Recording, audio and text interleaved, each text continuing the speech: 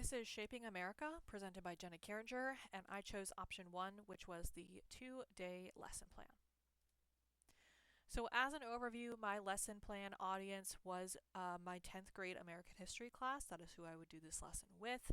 The topic was the challenges faced by immigrants in America and the role of immigration in shaping American society. And my inspiration for teaching this lesson was teaching about the joy of immigration. So in my American history classroom, in the content, in the standards, we do talk about immigration and immigrants quite a bit. European immigrants, Asian immigrants, immigrants from Latin America. But most of the content that we discuss is the suffering that they went through, how bad their living environment and working environment was when they got here, the laws passed to discriminate against them, just things like that. And so there was one article that we read, which I will talk about here later, that talked about the joy of teaching Black history. And so I just kind of translated that to immigration. So I wanted to teach about the positives and the contributions and the successes of immigrants in the United States. So because of that, the time frame of this lesson, this would be something that we did towards the end of the year, just because by then students would have all of the background knowledge talking about immigrants throughout the year and immigration in the United States throughout the year. And then at the end of the year, we could kind of use this as a culminating lesson of sorts. So the lesson goals, the first was that learners will be able to explain the importance of immigration in American society and culture. Learners will be able to express pride and confidence in their identity. Learners will be able to respectfully express curiosity about the history and lived experience of others and exchange ideas and beliefs in an open-minded way. So day two, I guess, of this lesson focuses on looking at those lived experiences, looking at primary sources, and really hearing the voices of immigrants in the United States. And so that's kind of the goal there. Learners will be able to build connections with other people by showing them empathy, respect, and understanding, regardless of their similarities and differences. So even throughout the rest of my class, on day one, syllabus day, I make it very clear that sometimes in American history do talk about some difficult topics, some mature topics, and that they are to be respectful. There is to be respectful discourse and dialogue in the classroom at all times. Learners will be able to understand and explain why multiple perspectives are essential for understanding history. So again, one of the goals of this lesson is for students to kind of understand that in order to eliminate bias as much as you can, you need to look at multiple sources, multiple perspectives. And then learners will engage in discussion and reflection to connect the historical evidence to broader ideas about diversity, identity, and the role of immigration. So just as an overview, this is kind of what my 2-day lesson looked like. So on day one, that would have been the lesson hook. So for the lesson hook, I would have had a bunch of images up when they walked in. So images of things like blue jeans, basketball, Disney, ketchup, pizza, Google, things that are in their everyday life. And they would have had to tell me which of these things they think were contributions made by immigrants and which were not. And then at the end, I would reveal that all of them were contributions made by immigrants, and that without immigrants, we wouldn't have any of these things. And so that was just a way to kind of get students interested in the lessons that we were going to be doing. And then they would move into a jigsaw activity. So each group would first be assigned a different immigrant community. So Chinese, Japanese, German, Irish, Mexican. There were a couple more as well. And they would have readings, photographs, statistics, maps. And then once they answered all the questions that went along with that, they would then get into different groups. And so each new group would have one expert of each community, and then they would kind of have to teach each other about the community that they had learned about. There was a discussion and an exit ticket. And then on day two, this was the day that focused on really listening to the people who lived through these things, the people who immigrated to this country, whether that be in writing, through audio, through video clips, but just like first-hand accounts. So first of all, they would have a photograph bell ringer where they would be shown a photograph of Ellis Island or something, and then they would be asked, what can you learn from looking at this picture and what can you not learn from looking at this picture? They would move into stations. Each station would be given a group, and then that group would have different, or a community, I suppose, and then there would be different primary sources of people talking about their experiences living um, in that community.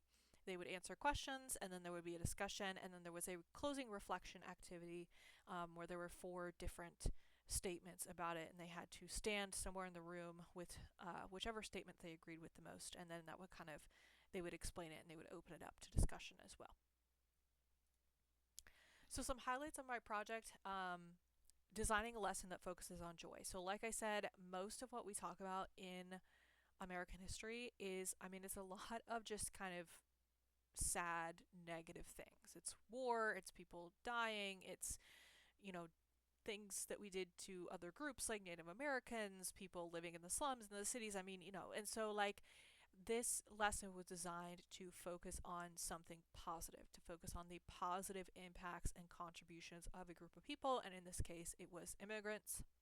Um, the fact that I used multiple perspectives to eliminate bias, again, I made sure that when they are doing their jigsaw, when they are doing their stations, they are getting those multiple perspectives. They had multiple primary sources. They weren't just reading secondary sources about Mexican immigrants, but they were also, listening to Mexican immigrants talk about their experiences and their story themselves. And then also using multimodal and collaborative learning. So throughout the 2 day lesson, students are demonstrating their learning through discussion, peer teaching, source analysis, writing, listening, reflection. So all kinds of different things where they are able to really shine and show what they have learned. Some inspiration I had from the course content. The first, which I already mentioned, was the article Don't Teach Black History Without Joy. Again, I know this article was about Black history, obviously, but I just translated it into immigrants. I really think it could be translated into any minority group, really. And so I used that for immigrants. Comparing American history textbooks article, I think that was a New York Times article. And again, as an American history teacher, I really found that one very interesting because I knew that American history textbooks were different everywhere, but that really, illustrated it and showed examples. And so that's kind of, again, where I got the idea of using the multiple sources, just because, you never know what a textbook or a source is leaving out, or what it's focusing on over something else. The third was something called the curb cut effect, which was what we read about in our Universal Design for Learning article. And so the curb cut effect is essentially the idea that instead of forcing individuals to change and adapt to the environment, that you just change the environment to make it more accessible, and that in the end that benefits everyone. So like I said, I had a lot of multimodal parts of this lesson. They're up, they're talking to each other, they're discussing, they're writing, they're reading, they're listening, and so just kind of making it accessible to everyone, just so that it benefited all of my students instead of just gearing it towards only writing or only reading. And then finally was immigrant students in the classroom. So a lot of the articles and readings that we did were about immigrant students in the classroom, whether they spoke English or not.